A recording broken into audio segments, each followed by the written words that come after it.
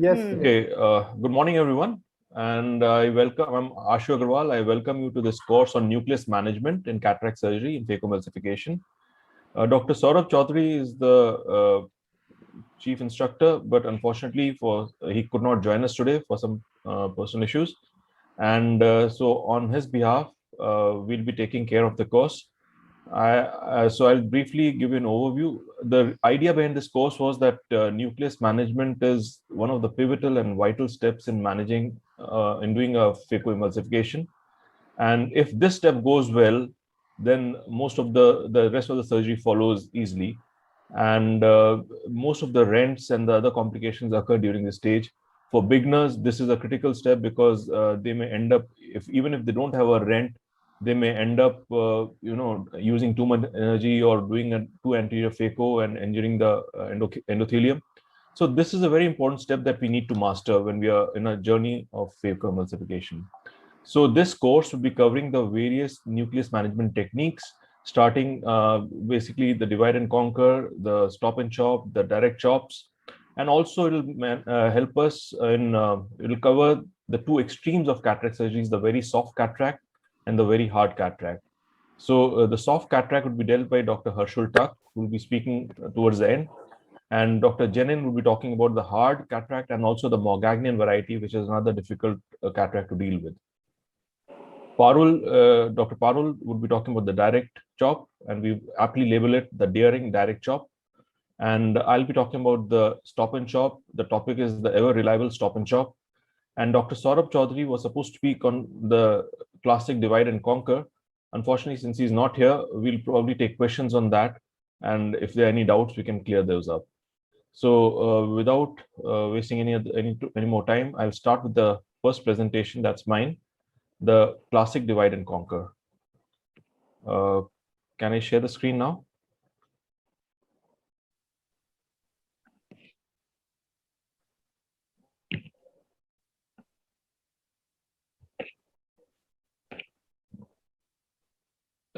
Is the screen visible? Harshul? Yes, we Okay. can see that. Okay. Yeah, please. So I'll be speaking, the topic for me is the ever reliable stop and chop. And there's no financial interest here in any of the techniques. So nucleus disassembly is classically by cracking it, which is a divide and conquer technique, wherein we make two quadrants perpendicular to each other. Sorry, two trenches perpendicular to each other. And when we divide the nucleus into four parts, and then each of these parts is individually taken up and emulsified by the use of phaco energy and aspiration. So this is called the divide and conquer. You are essentially dividing the nucleus into four parts by creating two trenches perpendicular to each other, and then as we commonly say, eat it up. Next came, this was the first technique, and it's a very reliable technique for anyone who's beginning to learn phacoemulsification. Classically, this was the surgical technique advised for beginners, and we were all advised to start with it. The next came the chopping techniques, where essentially we have two types: the stop and chop and the direct chop. I'll be talking about the stop and chop, and Dr. Parul will be covering the direct chop. In fact, the direct phaco chop was first described by Nagahara in 1993, and however many variations have evolved since then. And there are too many different names with lots of confusion in nomenclature and technique. And in fact, there was a time when I was learning phacoemulsification in 1998. It was a task knowing there was a stop and chop, stop and chop, stop and stuff, stop, chop, chop, and stop, stop, stuff. So many techniques. And ever since we all like our names to be involved with these things. So there are lots of techniques. But if you break it down, they're simply, these are the techniques. You have either divide and conquer, stop and chop, and direct chop. And direct chop, again, has various varieties, which we learned in Dr. Parul's talk. So when Dr. Nagahara described the chop, it was basically the chopper went you held the nucleus with phaco energy, implying using phaco energy with a probe, and the nucleus went very peripheral to the terminal end, and it was considered a little difficult and tricky for big novice surgeons, and therefore Dr. Paul Koch described the stop and chop. It is considered one of the safest techniques. It is extremely versatile, can be used for almost all nuclear grades, starting from soft grade, that is grade 1, to hard nucleus of grade 4 or 5 also. And beginners are advised to start with either divide and conquer or stop and chop. When in my time, we were advised divide and conquer, but when I started conducting phacoemulsification courses in various institutes that I worked in, and we had a 1-month program that I had devised, so I started the surgeons on stop and chop, and I realized that this is one of the safest and most effective techniques. Although, to be honest, I stopped doing stop and chop in 2000, and I've exclusively stayed with the direct chop, and that to the vertical chop. But yes, I do admit, willingly admit and readily admit that stop and chop is perhaps the safest and the most versatile technique that we have. Sometimes, even now, when we start with for very soft nucleus, you may want to do a direct chop, but you realize it's not going to work it, and then you just create a trench. So this is a good technique for most beginners also. So what is the basic principle here? Now, the problem with the direct chop initially when it started in 93, when the phaco machine, now we have very good phaco machines, and even you create a direct chop, there are two halves of the nucleus, and you can deal with them effectively because the phaco is good, the aspiration is good, the hold is very good.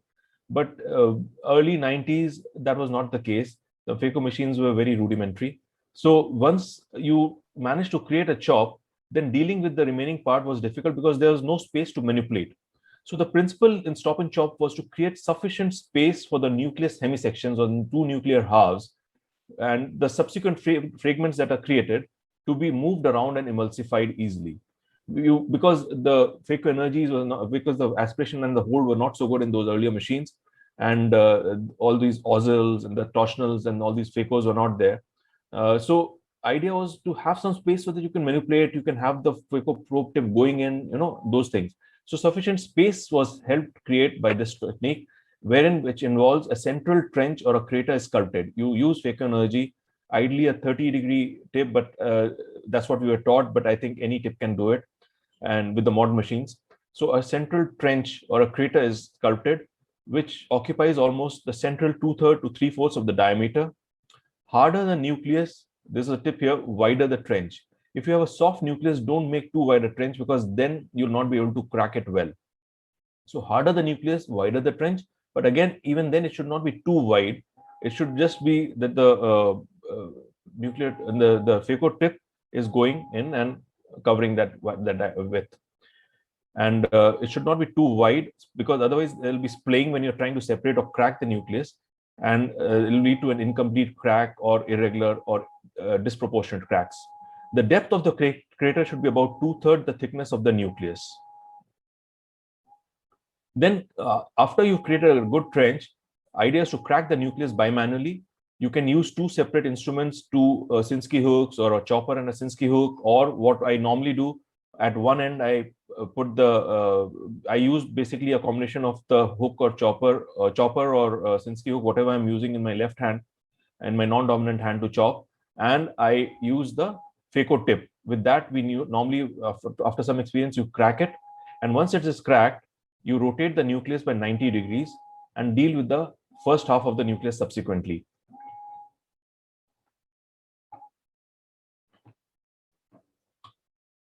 So basically, you rotate the nucleus, and then this first half is facing you, and then embed the probe tip in the nucleus and chop. Now, there are again various tips. Classically, it was described that you embed the tip at the junction of 2/3 and 1/3, but you can just do it in the center or anywhere. And idea is to break it into two parts, which could be equal or unequal, and then subsequently chop it further, and then start emulsifying. Continue chopping and then emulsify. Similarly, once the first half is gone, the second half is rotated similarly and dealt with. So what are the advantages of this technique? It's a very safe technique. It is good for all ranges of nuclear hardness. It is good for beginners. It is easier to learn, and it uses less ultrasound power compared to the divide and conquer. Most advantages of divide and conquer are probably available in this also. And there's no special instrument required. For moderate cataracts for grade 2, 2 and 3 nuclear hardness grade, we can do the chopping with a simple Sinskey hook or any chopper, blunt or sharp. But however, if you are dealing with the hard nucleus like grade 4 or grade 5, then you may need a sharper chopper. It is a good technique to graduate from to phaco chop. If you want to learn phaco chop, eventually go there, I would suggest that you start with stop and chop, master it, and then go on to phaco chop, like most of us did. There are some disadvantages that compared to direct chop, more phaco energy is used. There's more phaco time, and the more fluid is required. However, these disadvantages are relevant only in very hard cataracts, and soft to moderate cataracts, they're not very relevant because the energy increment is not too much. There's a video I'll be playing here, and for this video, I'd like to thank Dr. Harshul Tag, because the problem was that as I said, I stopped doing this technique in 2000, so these videos were saved in a hard disk, which only yesterday I realized when I tried to access it and hadn't used it for some time that it was not working. It had crashed. So Dr. Harshul has come to my rescue. I'd like to thank him for this video, and it's an excellent video that you can see here. It's a very soft cataract. The hydro procedure is being done, hydrodissection, hydrodelineation. And once this is over, the trenching is being done. First, you remove the superficial cortex, and this trench is being created. See how versatile this technique is. Soft cataracts, in fact, I feel are more difficult to deal with than the harder cataracts, unless they're rock hard cataracts. And because nucleus management becomes an issue. Here you see the beautiful way the trench is being made. You see the depth, it's almost 2/3 of the nucleus, and the extent of the crater is also, the trench is also almost 3/4. And then the crack is initiated using a phaco probe tip and the chopper itself. If you're a beginner, you could probably use a Sinskey hook or 2 Sinskey hooks if you're worried that you might damage the posterior capsule.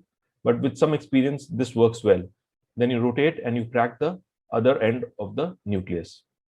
So even in a soft cataract, this technique works very well, and definitely works well for harder cataracts, because all you need to do is the trench, and then after the trench and the cracking, it's the same as any other cataract, any other chopping technique like stop and chop, the direct chop, or a vertical chop, horizontal or vertical chop.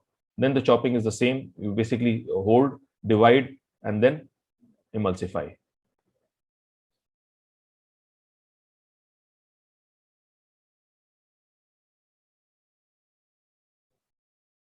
So this is the second half being dealt with. Since it's a soft nucleus, it's even sometimes cracking is not required. It just breaks on its own. And that's the end of the surgery. So in conclusion, stop and chop is a safe technique. It is good for beginners. It is very versatile. It can deal with grade 1 to grade 4 or 5 nucleus. And it is, although it is good for beginners, it is very effective for experienced surgeons also. And it's a good technique to graduate from to direct chop. Thank you for a patient hearing.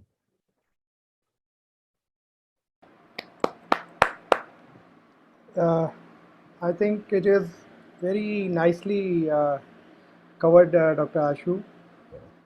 Yeah, and of course, stop and chop, as you said, divide and conquer is the technique with which most of the beginners they start with, and as they learn more and more, they progress to stop and chop and direct chop and different techniques.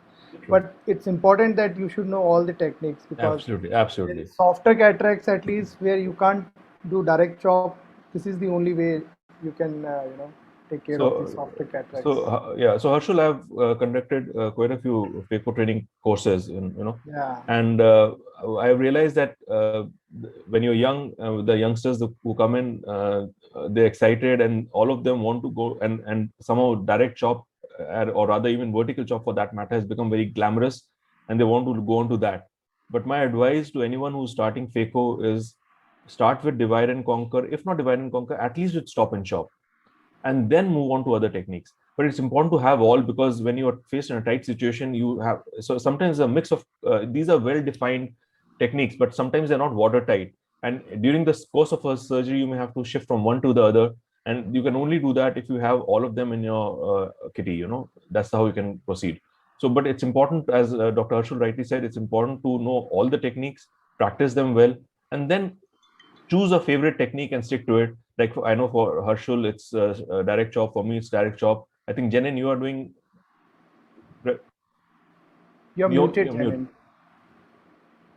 Mute. So for me, direct chop is the technique. I do stick to direct chop for all grades of cataract.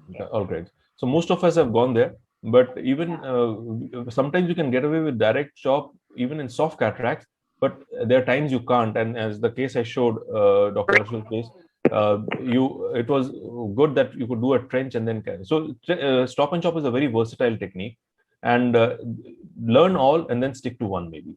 Right. So what will the phaco settings which you advise, Dr. Ashu, for the beginners, like For a for beginner, stop and chop? so assuming it's a basic machine, like a simple longitudinal machine, mid-level machine. So for that, I would say a phaco energy, ultrasound energy during the first trenching stage could be about 30 to 40 ultrasound energy, and the aspiration could be about 30, and the flow rate could be about 200 to 250 to 300, depending on your comfort level. But during when you crack the nucleus, crack the nucleus, and then you go on to the chopping part. There, I would say phaco energy could be definitely 30, can reduce it from 40 to 30, and then flow rate can go up definitely. I would keep it at least 300, but sometimes even 350. And the aspiration rate would accordingly vary. I usually divide the aspiration by a multiple of 10. So if my flow rate is 400, I would keep the aspiration around 30 to 40, 40, 35, 40. So that way. But the flow rate could be 30 and 300 aspiration, vacuum basically. So that is how you go in stop and chop. Right. So let's move ahead to the next I talk. think Parul has joined. No, Parul has not yet joined. So I'll request Jenin now to talk, and she'll be talking about the sinking feeling, hard Morgagnian nucleus management. Yeah. It's these are difficult cataracts to deal with, and Jenin, thank you for taking up this topic. Thank you, Harshal. Am I audible to everybody? Yes, yes, yes. Okay, so I think the basic steps Anshu has spoken and told us. So I don't think that is something that is going to change, and it is going to be like your basic parameters are going to be on the higher side. What's important with these Morgagnian cataracts and why are they difficult is because the anatomically the cataract doesn't behave like the soft cataract in terms like the capsule is on the weaker side. So CCC becomes a challenge. Your zonules are weak and they could go into a dehiscence at any time. Nucleus management and cracking with any technique can become challenging because of two reasons. One, your cortex is liquefied and there is no support. Jenin, sorry to interrupt. Have you put on your slide share? No, so I'm going to be just showing videos and I'll be starting the video. Right. Fine. Right. So, like I just said, if I start the video, it will just go too fast. So I thought, I'll just give the intro and then move on to the video. Okay, sure. So because I think the timer was waiting for you to put on the slide share. Oh, anyway. Okay. That's a cue. So then, so once you have a nucleus, and these are the ones which are typically difficult to crack for two reasons. One is that you don't have any support in the bag. The cortical support is liquefied. Secondly, the nucleus is freely mobile. And the basic nature of these nucleuses are they are the thick and the fibrous nature of them makes it more difficult to crack by any technique. So whether you want to use the vertical, direct, chop. So here in these videos, I will be showing two basic parts. One, a CCC, which is an absolute prerequisite for your next step to come in. So this is the first case, which is a Morgagnian cataract. And as soon as you pierce the anterior capsule, the fluid that comes in can be aspirated directly with your 26 number needle. Now, what is the very key important point here is you make a small rhexis as small as possible. Jenin, are you sharing a video? Yeah, can you not see it? No, not yet, Jenin. Yeah. Can't see the video, is it? No, your screen is not shared right now. Okay. Hang on. Start the screen share, please. Again, I'll start the screen share again. Okay.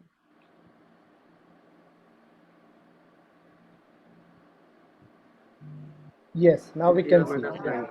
Okay. Better? I'll start again. Yeah. Okay. So these are typically the heart. Now it's visible, na? Yes, yes. Yeah. Okay. So these are the ones which will have the liquefied cortex that comes out. So you want to aspirate the liquefied cortex with your 26 number needle. Once this is done, it's very important to go in with an IA and complete IA of all the milky liquefied cortex which is there. And this could be a little extensive step. So you really want to make sure that every bit, even from your fornices, that part of the nuclear material is removed. The advantage is that now the capsule behaves like any routine cataract capsule, and you can make a CCC of your desired size. So I'm again cutting the capsular axis, and now I'm enlarging the capsule to make a large CCC, because with these cataracts, which are the hard cataracts, you typically want to have a large CCC to deal with these cataracts. Now, I definitely prefer a direct chop. The reason being that there is very less amount of energy that is used, and you do not have a lot of maneuvering in the eye. So with this, you want to embed it into the whole, into the new core of the nucleus. And like I said, any technique you use, it's going to be difficult to get your initial chop. But what's important is, more than using any mechanical pressure, using a lateral separation technique like is shown to reach up to the nuclear plate, making sure you completely separate the nuclear piece is important. Second, you want to make as small pies as possible so that they can be easily maneuvered from the bag. Your vacuum settings and your power settings would be on the higher side, with a flow with your aspiration rate, which is around, I like to use 2023, and I use a Centurion machine, so I work on normal IOPs. So this is another case of a Morgaginian cataract. Again, we go ahead, the milky fluid is removed, the CCC is initiated. Many cases, the CCC could get challenging to initiate, but once it is initiated, you want to definitely again make sure you have a large CCC. Here, my technique of nuclear management changes, where I have made a deep bore, and I make a deep central bore so that I am able to embed my phaco probe deep into the core of the nucleus. Once that happens, I go ahead and cause lateral separation and directly make pieces and pies of the nucleus. Now, what's important I want to show here, and I'm doing it in a slow-mo, is you hold the nucleus, pull the nucleus towards you, go towards the equator of the nucleus, and then crack these nucleuses. So this is another method of dealing with these hard cataracts. Now you have enough space in these bags to deal with this. So once you go to the equator, you can bring it close centripetally and cause the separation.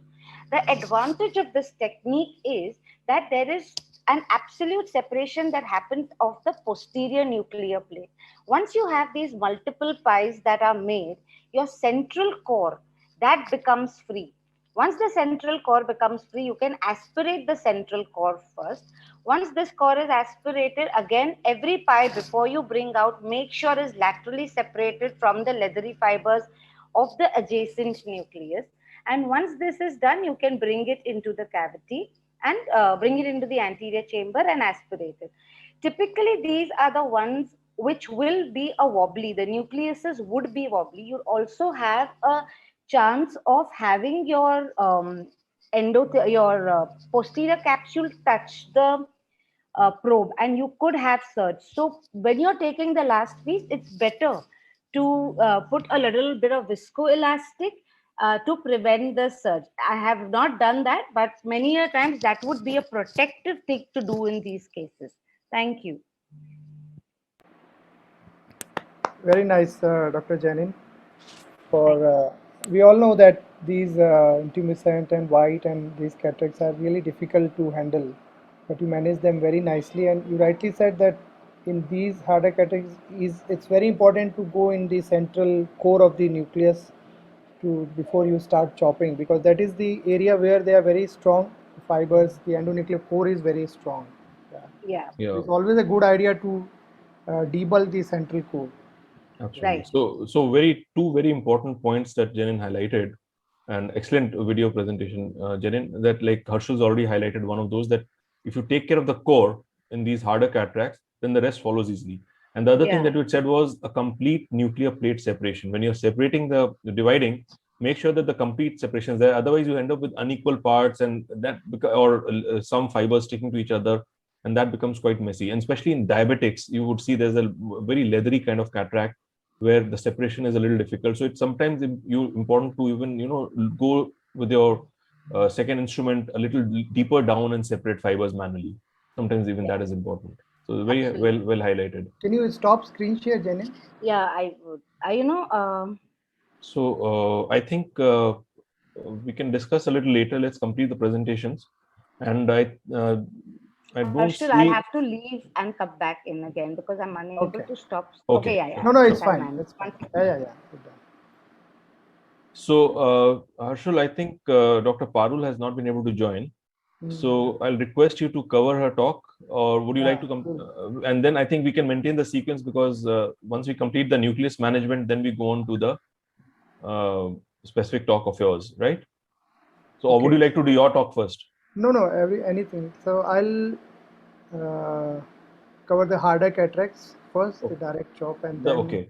Okay. So Dr. Harshul would be talking on the next topic, which was actually scheduled for Dr. Parul, but unfortunately she could not join us. And the topic is the daring direct chop, which is the next technique in nucleus management, and a very, very efficient one, and somehow considered the favorite of many these days. Over to you, Harshul. Yeah, thank you so much, Dr. Ashu. Let me start my screen share.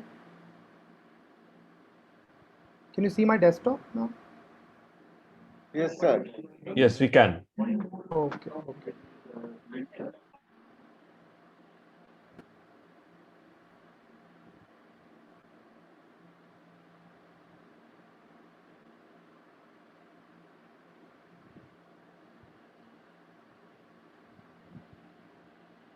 Okay. So as we were discussing that the harder cataracts, they are difficult to manage. So I'll be sharing my technique for these hard cataracts. Can you hear me, Dr. Ashu? Yes. Okay. So this is a black cataract, and so it's very important that you stain the anterior capsule so that you can easily visualize the anterior capsule margins while you are chopping these harder cataracts. And it's important that you have a good size of capsular axis, because if your size of capsular axis is small, then you may damage it while chopping or while taking out the harder nuclear pieces. And it should not be too big, because then you lose the advantage of all the modern day IOLs. So here I'm making a capsular axis, and this is under topical anesthesia this case. So you have adequate size capsular axis, and once you finish capsular axis, here I go, as I was saying, I described this technique of drill and chop in 2010 in ESCRS. So this central endonuclear core is very strong in, so I go ahead and drill in the center, and keep on rotating the nucleus. So once you drill this, it becomes very easy for you to chop them. So you are weakening the central endonuclear core here. And another advantage is you have this extra margin to chop them nicely. So now I go ahead and hold it and do this chop here. So you can see there is a full thickness crack which I get here, anterior posterior. I rotate the nucleus 180 degree, again hold it, do chop here. So once you have this complete separation, then you can go ahead and further divide the nucleus into smaller pieces. So here again I'm going here, holding it here, and chopping it and dividing in smaller pieces. So this way, if you are able to crack it, it becomes a child's play, any kind of hardness of the cataract. Basically the posterior plate has to be broken in the first place to get these pieces safely out of the capsular bag. And of course, as Dr. Jennings said, there is no epinuclear cushion or anything there, so you need to be careful that you don't catch up the posterior capsule while eating up these nuclear pieces, as you can see.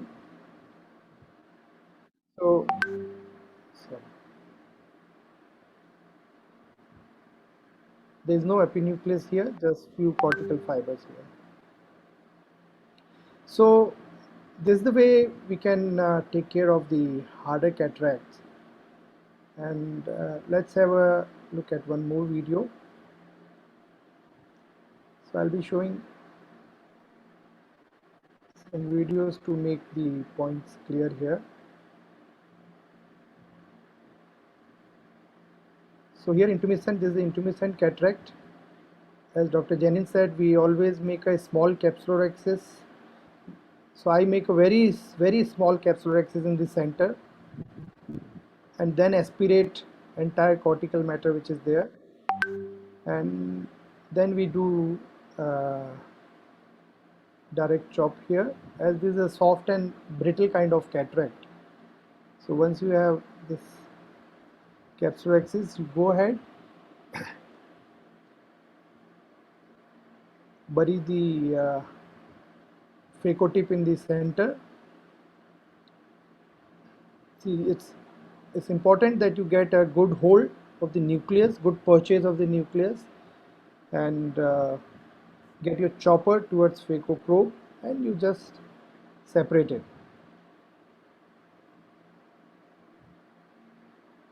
So I think if you have a cataract like this, you can easily crack them without making a groove in the center.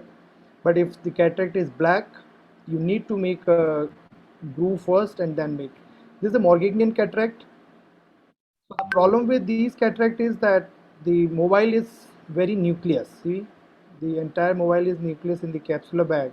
So the trick here is to go for horizontal chop, as Dr. Ashu explained that this was the chop first described. So you go ahead, bury the phaco probe in the center of the nucleus, lift it up, get it towards you, and then get your chopper from equator. So of course horizontal chop is much more effective, but I don't prefer it for normal cataracts because you need to go beyond, in the blind spot and get your chopper. But in these kind of Morgagnian cataract, you need to do this technique to get a good chop. So again, get a chopper from equator and divide it into smaller pieces and finish it. Again, Morgagnian cataract, same principle we use to chop this nucleus. So I think this was about the chopping part Harshal, that we can do. Yes, Dr. is that it? No, I'm. Okay. So Harshal, Yeah. so would you be talking about the stopping? I have a small PowerPoint also on direct chop Right. for the benefit So I will of be some of showing our viewers. If you soft cataracts and polar then. Yeah. okay, so should I do the complete this direct chop part? Yes, please. Okay. I'm stopping my share. So basically, this was not planned, but since Dr. Parul could not join us, I'll just cover for her. Dr. Harshal has already done the practical part, the videos. I'll just cover the theory aspect of it by highlighting, and this is especially for some of our viewers who might be beginning their surgeries. It's for the experienced ones, it won't make any difference if you sit through it for another 3-4 minutes. Okay, so I'll share the screen now. Yes, please. Just 1 second.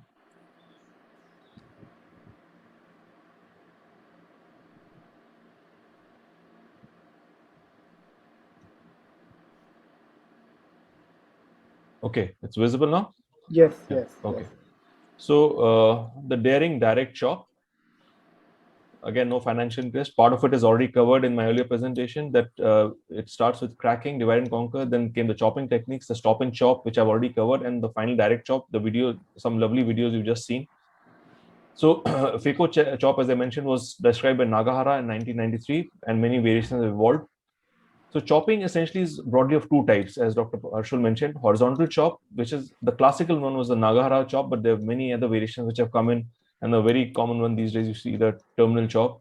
And instruments, essentially, the instrument tips move towards each other in the horizontal plane. The plane there, you go to the end of the nucleus, near end of the nucleus, or embed there the second instrument, the chopper, and bring it towards the new phaco tip, and the phaco tip is also moving. So it's one plane that they're moving in. In contrast, vertical chop, which has various variants, is like a phaco quick chop, the phaco snap and split. Herein, essentially what happens is the two instruments tips move towards each other in the vertical plane. That is, the phaco tip has been embedded in the nucleus at about 2/3 junction of upper 2/3 and lower 1/3, and the chopper is going from up down towards. So the tip is moving upwards, and the phaco chopper is going down. So it's in the vertical. The movement is vertical. So that's why it's called vertical chop, and the other one is called horizontal chop.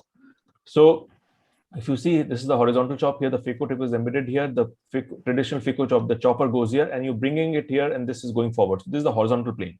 In contrast, in vertical chop, it's embedded down here, and the chopper is going from up down, and the phaco tip is there's a slight movement. It's not a very exaggerated movement from down up. So it's in a vertical plane. This is the difference. But the basis of all chopping techniques is that they utilize manual instrument forces to divide the nucleus. Ultrasound power is required to sculpt, and which is reduced in these cases because the sculpting is not there. You just need to emulsify. And possibly because of lamellar, it is possible because of lamellar orientation of the lens fibers, which are the natural fracture planes. What are the advantages of phaco chop? Ultrasound energy is reduced compared to the other techniques. There's less stress on zonules because all forces are directed inwards and away from zonules. And this is especially true of the vertical chop. It allows phaco tip to remain in the central 3 millimeters of the pupil, and safer in complicated, difficult cases like small pupil, because you don't have the chopper doesn't need to move anywhere. You can just, the central area is being manipulated. And like Herschel told, very hard cataracts, if you can just debulk the core, and then you can chop from, even mid periphery. It's safer in complicated, it's in small pupil patients, zonular weakness or dehiscence, mature cataracts, hyper mature Morgagnin cataract, like you saw mature and hyper mature. Dr. Jennings showed the videos. And where in Morgagnin, in fact, no other technique will be possible because there's absolutely no support. There's just a nucleus floating around in the liquid cortex, and the only way to deal with it is, just grab it by the phaco energy, by the probe, and then chop it. So no other technique, in fact, like the divide, conquer, stop and chop, may not be possible when it's a true Morgagnin with a liquid cortex. And suboptimal rhexis is there, or hydrodissection. Then it is important to just hold it and crack it and not just move it, or because otherwise there'll be shearing forces on the zonules. So coming to the horizontal chop in a little detail, central debulking of the epinucleus is done. Blunt chopper is advanced under the capsule to the distal equator of the nucleus. Then the phaco tip is embedded proximal to the center of the nucleus. And the chopper is advanced towards the phaco tip, and the chop is initiated. As the two tips come closer, a lateral movement, sideways movement is initiated, and the two halves are separated once the tips are coming closer. And the nucleus is then rotated, and each half is then further chopped into smaller pieces, as usual. And in the vertical chop, the central debulking of the epinucleus, which is there for every technique, you just remove the central epinucleus. Phaco tip is then embedded at the center or distal to the center of the nucleus. And the sharp chopper is buried downwards into the nucleus like a spike, and just anterior to the phaco tip. Chopper is advanced towards the phaco tip, and the chop is initiated. As the two tips come closer, a lateral movement is now initiated, and the two halves are separated. The nucleus is rotated, and each half is taken care of as usual. So if you want to convert to phaco chop is technically more demanding. And then, as I mentioned earlier in my talk also, should graduate from divide and conquer and or stop and chop. And you should get familiar with chopping, get familiar with the choppers and chopping techniques, chop quadrants during divide and conquer. When you're doing a divide and conquer, the 4 quadrants that are left, try and chop those further. Chop this when stop and chop the second half of the nucleus during the stop and chop, and start with horizontal chop, which is a little easier, I feel, followed by vertical chop, because a vertical chop implies a very good hold of the machine, because when you're pushing it down, there's a tendency for the nucleus to disengage. So horizontal versus vertical chop, they're different principles, but offer the same advantages. Ultrasound energy is reduced, there's less stress on zonules, and allows the phaco tip to remain in the central 3 millimeters of pupil, and so that you're safe. And the degree of difficulty in terms of these, they both have a steeper learning curve than stop and chop or divide and conquer, but learning one will help in learning the other. If you learn horizontal, you can easily graduate onto vertical. Both have some risks, especially while learning. In horizontal chop, the risk of chopper damaging the anterior capsule or zonules is there if you go too anteriorly in the beginning, but with experience, you learn not to do that. In vertical chop, there's a risk of posterior capsule rupture by excessive downward movement of the chopper, And then I've seen that when people begin, they take choppers with very long tips. Maybe just go for a 1.25 rather than a 1.5 or 1.75 to begin with, and they work equally well.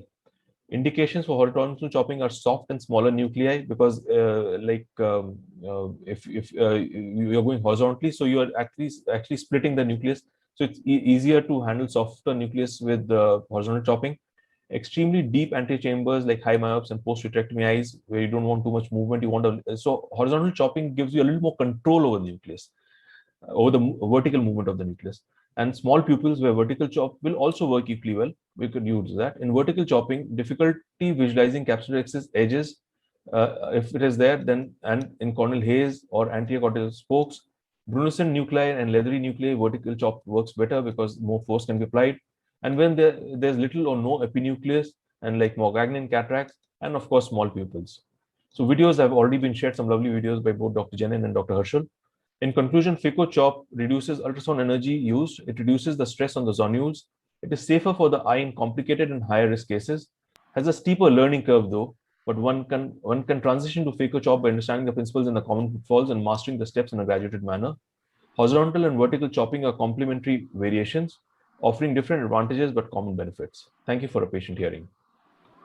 Thank you very much, Dr. Ashu, for summing it up very nicely and explaining everything, yeah, in detail. Thank you. Okay, so I think now we are over to the last talk by Dr. Herschel Turk, last but not the least, not so easy, soft, or rather posterior polar cataracts. Yeah, thank you very much, Dr. Ashu. Can you see my desktop? Yes, we can. Okay. So I'll be covering the softer cataracts and the posterior polar cataracts. So we all know that these two softer cataracts, they are really sometimes become very difficult to emulsify because there is no strength in the nucleus. So I will be just taking you through some of the videos.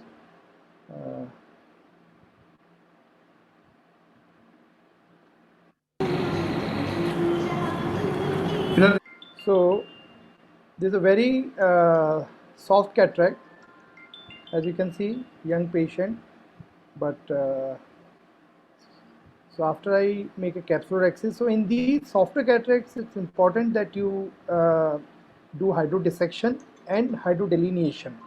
So both has to be done so that you separate the endonucleus from the nucleus. So here first I'm going and burying it in the substance. So you can see the hydrodelineation wave there. So it's nicely delineating the endonucleus here. You can see this small bowel is coming out. So once you've done this hydrodelineation like this, then you go ahead and with the phaco probe, you just take off this endonucleus. I didn't do a complete hydrodissection because we are suspecting that there may be, posterior polar. You always suspect that. So after you take off this endonucleus, because of the fluid currents, you see the entire epinucleus is loosening up, and so you need to be patient that it will take a little bit more time. So you should have good control over your foot switch, and once you loosen up this epinucleus by rotating the phaco probe on right and left side. So this is the sub incisional epinucleus which is there. As see, I'm maintaining the antechamber because I'm suspecting that there may be a posterior capsule defect. So I'm putting OVD before I take out. Then I'm using a viscoelastic to do the viscodissection of this epinucleus here. So once I put this viscoelastic there, it loosen up the epinucleus, and then I take off the entire sheet. So sometimes these softer cataracts, they become really tricky that how to take them. So see the another case here. Again, soft cataract to hydrodissection, and after doing hydrodissection, I do hydrodelineation again in this case. So once you do hydrodelineation, then you can take this central endonucleus here. So layer by layer, you need to take off this, and if required, you may do viscodissection to loosen up, and then again you take this epinuclear sheet here, and this. So this is the last part which is taken. It completes it, yes. So basically, either you use a stop and chop as Dr. Ashu showed, and or if it's a very soft, like these cases which are very soft, you need to do hydrodissection, then hydrodelineation again, the very soft cataract, again taking off this endonuclear core and take this. So here only you just require a good vacuum and aspiration. Maybe you can just put energy to, I just keep to 1 to 2% in these kind of very soft kind of cataracts. So that is how you manage these softer cataracts. And then let's move ahead to the posterior polar cataract. So we all know that posterior polar cataracts are really troublesome for any phaco surgeon, and this is the onion ring type of Dr. Ashu. Yeah. I think, can I go ahead and Yeah, please. We have enough time. Right. So we need to tell them not to put buzzer now. Yeah. Please don't. Let him continue, please, because he's covering two talks. I think Dr. Gaurav is also. Gaurav is here. Okay. Hi, Dr. Gaurav. Hi, everybody. Good to see Hi, Dr. Gaurav. you. Hi, Arshu. So- Hi, Gaurav. So the sizing of capsulorhexis is very crucial in true posterior polar cataract. You don't want it to be larger than 5.25 millimeter, because you may need a 3-piece IOL and you need to do optic capture at the end of the surgery. So here I'm creating a perfect sizing of the capsulorhexis, which is not more than 5.25 somewhere, and no hydrodissection in true posterior polar cataract. So I just do some hydrodelineation and try not to rotate, of course, nucleus. Just I'm chopping here, taking out the nucleus like a piece of cake, rotating my phaco probe on one side, taking off. So this is the nucleus which has been tackled, and once you take off this nucleus, then you need to loosen up the epinuclear sheet all around before you take this entire nucleus sheet. So I loosen up an epinuclear sheet from entire 360 degree and take off this epinucleus. So this is the last piece of the sheet of the epinucleus which I am taking off. This is the last piece, and once this is coming off, you can see, I see that there is a posterior capsule defect once this last part comes out. So once you see this defect there, just take off whatever is there in front of the phaco probe, and then we need to stop here, and don't take out your instruments before you fill it with the viscoelastic. So I go ahead and put OVD there, and then take off my phaco probe, and now we need to put triamcinolone to see the vitreous and do anterior vitrectomy. So we need to do bimanual anterior vitrectomy nicely. So sorry, I'm skipping it. So once you finish anterior vitrectomy, this is the anterior vitrectomy which I am doing. You need to do complete anterior vitrectomy from the anterior chamber, because without that you can't take off the cortical matter nicely. So once I finish this, again I'm putting OVD before coming out, and now see, either you can use the same vitrectomy probe for in the IA cut mode, change the modes, or you can use bimanual IA. So here I am taking off the cortical matter, because we have done complete anti-vitrectomy, so we can easily take off the entire cortimeter and clear this capsular bag. You can see a big vertical posterior capsule defect there. So once you take off the entire cortical matter, now I'm putting a 3-piece IOL in the sulcus and doing the anti-optic capture, because that is essential for long-term stability of the IOL. So this is a 3-piece IOL which goes in.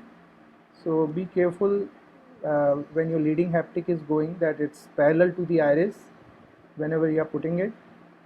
So it goes beneath the iris in the sulcus, and trailing haptic is also put in the sulcus. So once you put this lens in sulcus, then is the time to go and do optic capture. So I use a Kuegelins hook and press the optic beneath the anti-capsular axis on one side, and on the other side I'll take just 10 seconds, I guess. Yes. So you need to check on both the sides that yes, you have captured it nicely. I see here that yes, it's been captured nicely. Again, do some vitrectomy, put neocall, and it finishes the case. So let's see the post-operative photograph. You can see the IOL is nicely captured here. This is the anti-capsule, and this is the posterior capsule defect, very big defect which was there. So I think with this I finish my talk. Thank you very much, Dr. Ashu. Harshu, this was such a lovely presentation, and especially the last case was fantastic. It was just such a picture perfect thing. Amazing. Thank you. So a couple of questions for you. Is it okay, Anshu? Should we? Yeah, sure.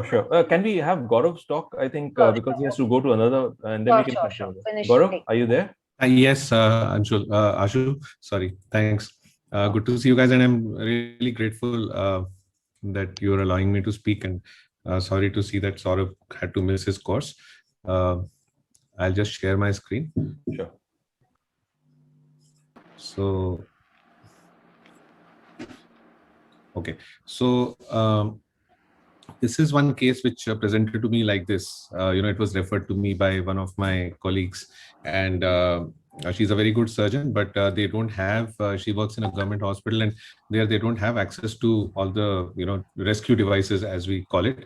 So she told me that she started off with a case where suddenly the pupil came down, and even though she was on the Rexis, she could not complete the Rexis, and before she could do anything, and they did not have hooks in place, and this is in the pre-Phenocaine days. Otherwise, I would have told her that you can rescue with Phenocaine itself. So nowadays, if you get a situation like this, intraoperative meiosis, so it came with an air bubble. I could frankly not see anything. All I knew was that the Rexis was an intumescent cataract, hard cataract, and the Rexis was lost, and she had tried to convert it into a can opener, thinking that she'll do an ECC or something, or SICS, but had to be abandoned. So when I got it, it was like this. And let's see, because that was all the history I could go by. We did a posterior segment ultrasound, but beyond that, I had nothing else to go by. And there was a incision here, which was just outside the limbus. So I made my own incision. I don't like to use the scleral tunnels if I have to do a phaco. If I had to do a convert to SICS, I would have probably used that. I was hoping to manage this with phaco, which works best in my hands. And due to the air bubble, frankly, nothing was visible. So I decided to stain the capsule before removing the bubble.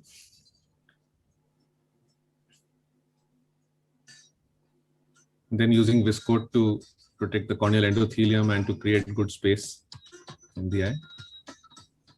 And of course, you can see that the pupil doesn't really dilate well at all. This was after a lot of Tropicasil Plus, and pupil would not dilate. And you can now see some of the remnants of the capsule. So of course, I have to now do something about the pupil and analyze how we are. So I get to do all these, I think Ashu also gets to do similar things. A lot of these disaster cases where, they've sometimes been abandoned, or if a trainee is doing it and abandoned. I'm sure a lot of us do that, but these cases are always a test because you don't know what you're dealing with, especially if you've not done it on your own. Then it's always difficult to imagine. And most often what happens is that what you're told is not how it is going to be. It's always a better picture that is portrayed to you. So some of the important things are left out many times. So this is how it was. Runaway Rexis tried to convert to a can opener, and I decided to complete what was attempted with the can opener and then assess how we are. This was about 2 days post the prior surgery. And actually, can opener is not the best way. In retrospect, I think I should have tried to convert some of it into a flap, because these loose capsular tags, if you're going to do a phaco, are not good at all. They'll come into your phaco handpiece. So in retrospect, that big flap which was visible, I should have actually kind of torn it in such a way that there was a continuous kind of a broken rexis. But all the same, this is how it is. But that's a lesson for the future. Whenever you can, please try to convert any kind of runaway rexis or whatever you're dealing with into some kind of a rexis, which even if it's broken, doesn't matter. Now, this was a very sticky kind of a cataract. And when Saurabh gave me this title of a sticky situations and sticky nucleuses, I remembered this case. So I thought I'll show this. And this would, once a cataract has been kind of opened up and left inside for 2-3 days, it tends the cortex and the nucleus both become very difficult to handle. They don't rotate. They become really sticky and the feel becomes totally different. I've done these a few times. So I know that, they're even difficult to crack. The capsule behaves a little differently and cracking it becomes a little more challenging. So you can see here that I have to be very gentle because if I use a little bit of too much of lateral separation forces, the tags will just extend to the posterior capsule and break. And of course, this is a tough situation, even for a VR surgeon with a small pupil and all these things inside. God forbid, if you have a nucleus drop, you have to be very careful. So you have to have a very, very stable chamber, low settings, and be very patient. You can't do this in a rush of finishing it. And you have to go one piece at a time and make sure that you're not using any heavy settings and no big forces of separation inside the eye, because that'll just come out. And the epinucleus usually is very challenging to handle. Almost always in these cases, you'll be left behind with a big epinuclear shell, and then catching hold of it and trying to remove it as we are doing here is also a challenge. So of course, bimanually, you can kind of keep feeding stuff into your port and yet avoid catching those tags, because you do have to go into the periphery sometimes. So you have to hold your breath and keep moving as you can. Let me take you to the next part of this surgery to save time. Once the nucleus is gone, then you're left with the task of getting the cortex. Now that again is not going to be straightforward because you have all those tags there. So good learning from our old ECC days, Ashu, when we used to primarily do ECCs and deal with all these can opener capsulotomies. Stripping. We've learned how to avoid the tags and get the cortex out. So there you can go with bimanual is a big relief here. We used to do Simcoes, but now with bimanuals, you can actually have a very controlled way of getting them out. And you can see that they are really stuck and you have to peel it literally, because over 2-3 days in the aqueous, the cortex tends to get modified and then you can get it out. So you can see that you have to avoid those capsular tags, and slow and steady wins the race in such cases. The other option, of course, would be to just go in with a cutter, remove everything and do an SFIL or a glue dieval. But I kind of like to preserve the bag. And here we are going to inject visco. Of course, the iris is tented up. So before withdrawing your second instrument. So now we have a relatively clean looking eye, and the thought is to put the lens into the bag. And of course, you could go with a single piece, but with such a badly broken rexis, ideal thing would be to put a 3-piece. Let's see what lens we decided to use here. And you have to just watch my left hand. Let me pause this for you, because the iris is tenting up. When I introduce the cartridge tip, this iris is going to interfere, and sometimes you'll create a dialysis or you'll create a hole into the iris and you'll have a lot of iris traumatization. So what I'm doing is, from my left hand, I'm using a plane manipulator and keeping the iris away from the port. Just watch. I've done these complications many times, so with experience you tend to learn these, and thankfully I'm using a 3-piece lens here. But 3-piece comes with its own problems. Let's see what happens. So that went in with a little bit of a jerk, and then just watch what's happening. In spite of my best efforts at trying to keep it in the correct orientation, the lens flips. So now we have a 3-piece lens which is flipped inside with a broken rexis and a suspect bag. And now I have the task of flipping this lens inside. I can't leave it like this. So, whenever you are in a soup, you end up falling from this pan into the fire. So I flipped it all right. Thankfully, it seems to have worked, but let's see if I survive. Now, as I position this into the bag, the haptic is now in the bag, but now watch what's happening. From the haptic tip, we have a bleed coming up from the iris now. So just watch that as the IL goes into the bag, but now I have a new problem to deal with. There's a hyphema. And so all these are sticky situations. So when Saurabh told me to show a video with a sticky lens and a sticky situation, I thought this fits perfectly. Now you have to, of course, make sure that you get that out. And once that is done, you can position the lens into the bag and close out. The iris hooks go out, and it's usually easy to do that. And this incision I have sutured because it was, used quite a bit. And I think for the 3-piece, I would have made it a 3 mm or a 2.8 or something like that. Or whenever in doubt, I think it's good to suture it. Nowadays, I use a supraincisional tunnel more often than the suture, and it works really well. But I think this was the end of it. Should we have time to show one more case? Or I think so. We can do that. Yeah. Okay, so one Yeah. more. Now, this was a very hard brown cataract, and I'll just. So we started by doing the rhexis, and I realized that it was small, so I'm just going one more round, trying to make it larger. So ideally, I would have liked to have it even larger, and you can see that the pupil is a little small, and there is an iridotomy here. There's a peripheral laser iridotomy here. So this patient is one with a chronic ACG kind of a thing with a very hard cataract. And the patient is uncooperative. You saw the patient move there. The head moved violently over there. And you have to keep on holding onto the patient's head with both hands so that they don't suddenly jump around. And you can see that it's a floppy iris, and the pupil is constricting. So again, a tight situation, and then forces of lateral separation without breaking the rhexis.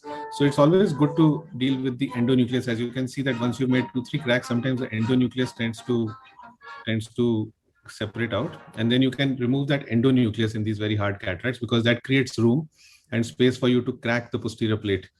So if you can somehow have that endonuclear, small little 2-3 mm of endonucleus out somewhere in the beginning, it makes it much easier. And then of course, you can see that I'm dealing with a very small pupil now. I should ideally be switching to some kind of a device, but usually you always, as you become experienced in surgery, you think that you'll get away with it, which is not sometimes the right thing to do. So for a average surgeon or an early surgeon, always switch at this point to iris hooks. I was able to manage this thanks to good machines and able to complete it. So, but if this surgery is going to go long, you have to be careful. Now I thought that my task was over now. Started removing the cortex, and I realized that the cortex was very sticky, wasn't ready to come out. And you can see how I've put phenocaine here to get a slightly bigger. Patient is uncooperative. You can see how the patient is moving around.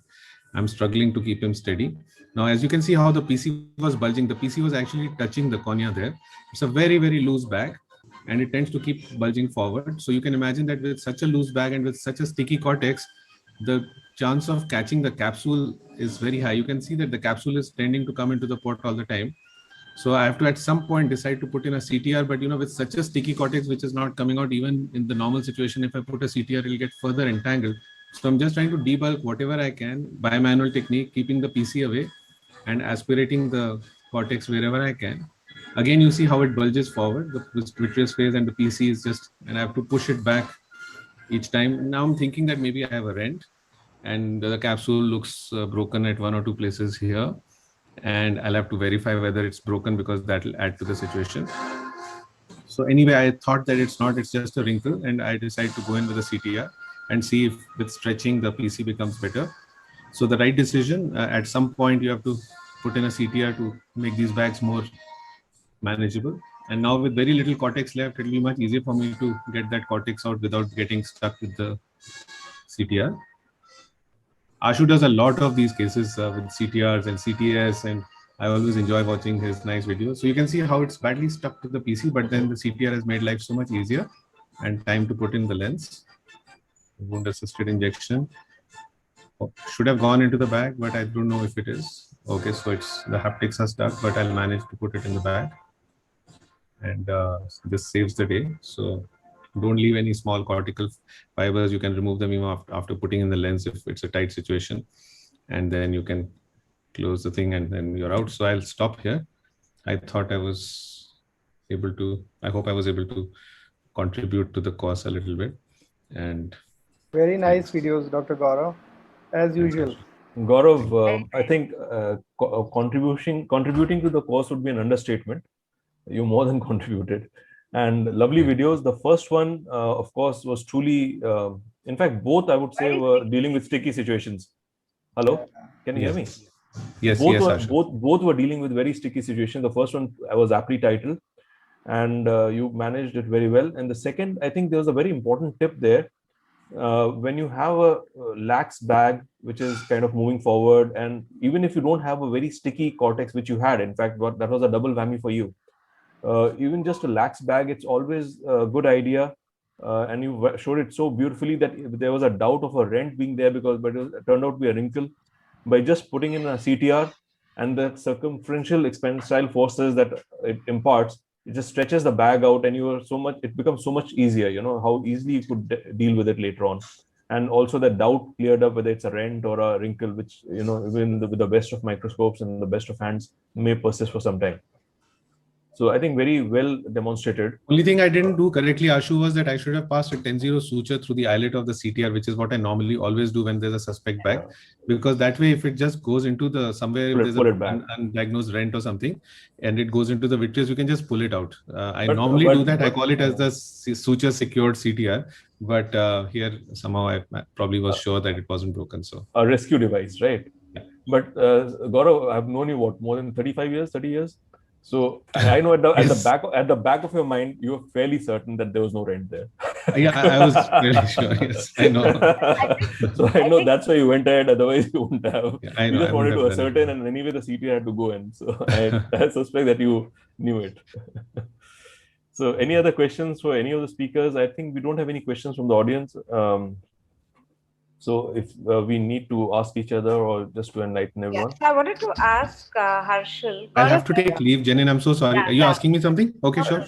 Jenin, anything for Gaurav so that we can then excuse him? Yeah, then I can, once you allow me to leave. Just Gaurav's take-home message, that put the suture into the CTR. I think you should do it for all CTRs because you really never know. So I just really like that as a lovely take-home point. Yeah. I think, Jenin, if you're putting a CTR towards the end of surgery, just putting it before you put in the implant and you're relatively sure, then it may not be required. But if you have to put in a CTR early in the case, and when you're going to do many maneuvers after that, especially if you're still dealing with the nucleus or a lot of cortex remains, and then, those maneuvers could break the rhexis or it could cause a PCR down the line, then I think it's very important to do that. But suppose you've almost finished the surgery and you're putting it as a last thing before you put in the lens, then probably it's not required. Okay, Gaurav, just one clarification here. I think when you put a suture there, you tie a suture, do you knot it or what? So I've done both. Sometimes I just pass a loop through the eyelet, but then you have two threads coming out, and sometimes I tie a knot. So when you have two threads coming out, I've burnt my fingers once when I tried to remove that suture and I tried to tug on it. It kind of pulled the CTR out of the bag. Okay. Oh, okay. And so now I put a knot and I just pull on that thing and cut it very close to the eyelet by pulling it inside. So I think both things work well. Whatever works better in your hand. Yeah. So that's also good. You can just pull it, tug it a little, and then just snip it with the vanas or something. Yeah. So Gaurav, I think 9-0 or 10-0 Prolene. No, I just part a 10-0 monofilament through it and then just kind of this is just to secure, not to tie. This is just to temporarily temporary anchor kind of a thing. Yeah. Most likely it will be pulled out. It comes out in either case. Yeah. If it has to be brought out or anyway.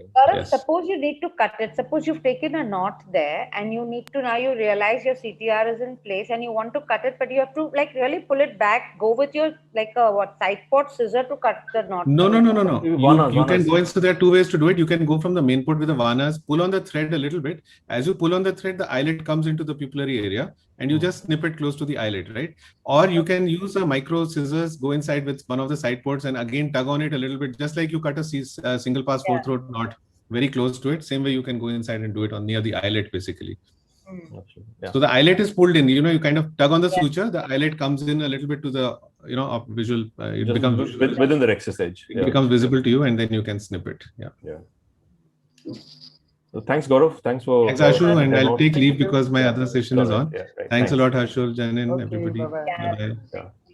Thank you, doctor, for your wonderful session and presentation. Jenin, you had a question for Harshul, I I think. had a question for Harshul. Harshul, see, many a times the videos that you showed were so lovely, but like sometimes these cushions couldn't really be cushions. You have these cataracts that don't really form a small cushion, and they're not really the ones that can be easily divided.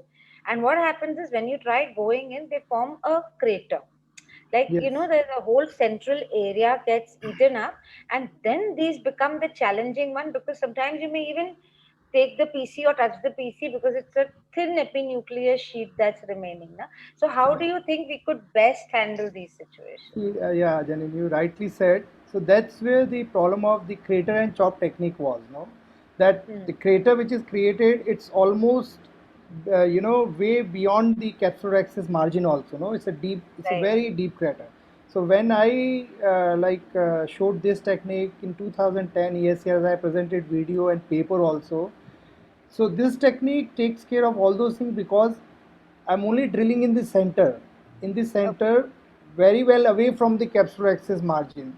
So what you Okay. have in the center now is a very deep groove there, a very deep groove. And now when you go there, bury your phaco tape, and you have a good capsular axis margin also. So when you take a chopper from there, you go in the right plane, you go in the deeper plane. So as I showed, when you chop it, you can see the anterior posteriorly it's getting divided in the first place because almost there is no posterior epinuclear plate now.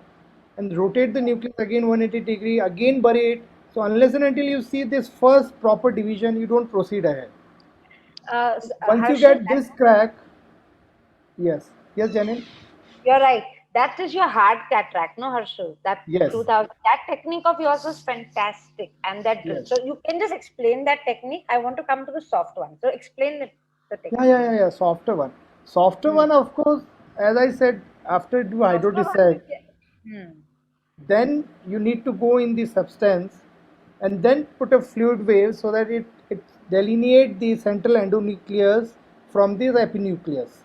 So Hmm. if in the first wave, if you don't get proper hydrodelineation, you go in the other plane, other side.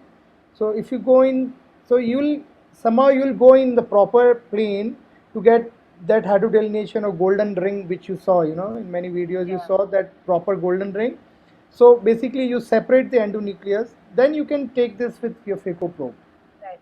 Harshal, how do you feel about the salute technique is? Have you you're trying to tend to No, I prolapse? don't. Yeah, Yeah. I personally don't prefer because Yeah. I always try to do everything in the capsular bag. Yeah. So there's always a chance that this suddenly pops out, and Yeah. moreover, many times the fluid wave is so vigorous that you may rupture if the posterior capsule is weaker. So I think Right. everything has to be very controlled, and even if you don't get in the first place, with the fluid currents and fluid movements of the phaco probe, you do get these separations in the Right. nuclear planes. Yes. Yeah. So, Jenin, coming to your question, I think the question was when you are doing this phacoemulsification, sometimes in hard cataracts, what Harshul said works very well. You drill the Very central well. core. I It's like about that. 3 millimeters or so area. It's essentially a crater you create, just a limited crater, right?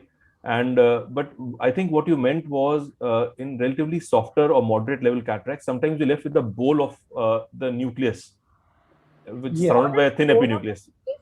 what happens is that, So I let's say, did viscodissection also. You saw. yeah, Huh. yeah. So That you're is chipping away, and you are Yes. left with a bowl. And now, how do you deal with it because it's not coming in? So I think that could work in various ways depending on the hardness. If it's a very soft cataract, like grade 1, simple increasing the aspiration rate and the flow and the vacuum will just pull it out.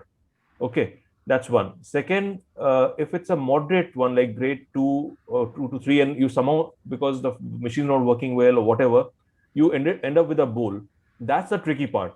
That's when the problem is that it's not soft enough to be dragged out by the aspiration and the pull of the vacuum, but it's staying there also. So there, I think you can do a couple of things. One, of course, is repeat a hydrodissection, so and disengage everything, or a viscodissection, as Harshul showed in one of the videos, that will disengage, and then just go there. And of course, even then, sometimes it may be resistant to coming out. Then you just got to go close and then press on the foot pedal, give a burst of aspiration. Basically, you need aspiration.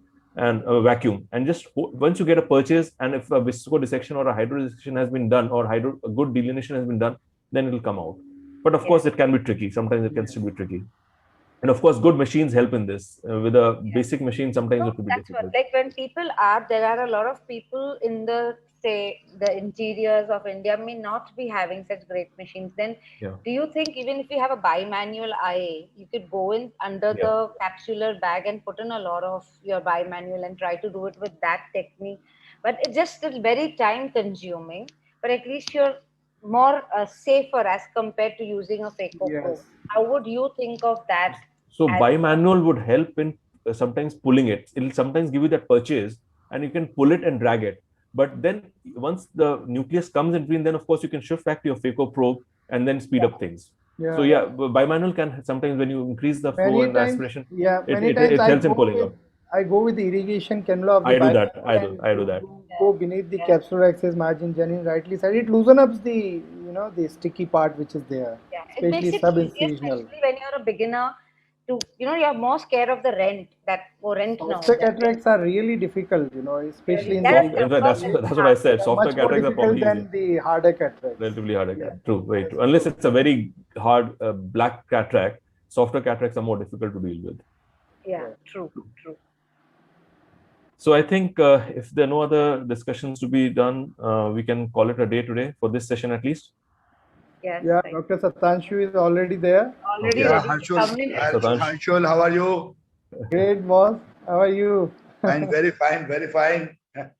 So I think Satanshu, we'll wind up. You can take over now, No, and no, I'll you can thank. continue for the. We can you. Thank you, doctor, We for love your to- wonderful we love to session. know about the Yeah. Konya. Thank you, Harshul, and thank you, Janin, for Thank being you, here. Thank you, And Thank you, we Dr. take this course. Thank you, Dr. Ashu. Thanks, Lovely, Dr. Jain. lovely presentation. And thank you for Protocol. the CSC team and